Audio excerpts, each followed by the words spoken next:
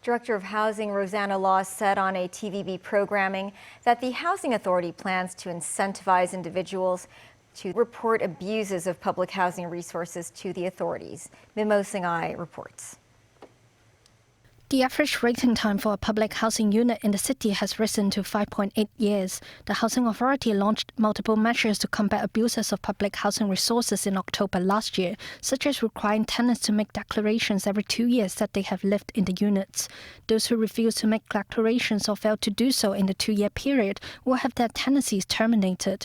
Director of Housing Rosanna Law said authorities plan to incentivize individuals to report abuses of public housing resources.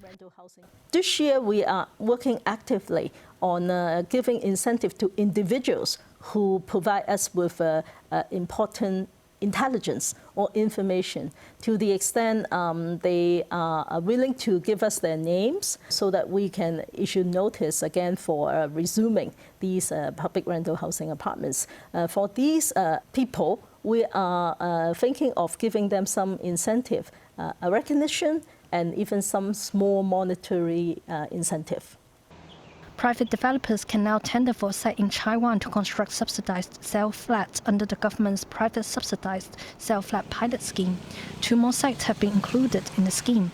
Law is optimistic about private developers' reaction to the pilot scheme, although she agrees the housing market has been sluggish.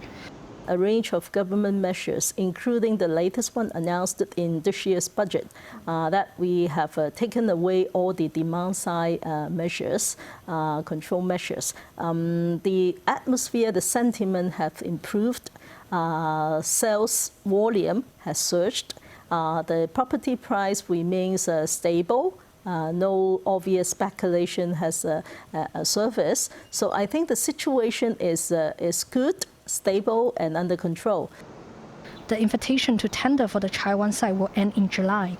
The Housing Department chief believes such a period is long enough for developers to respond to the policy. News 9, TVB News.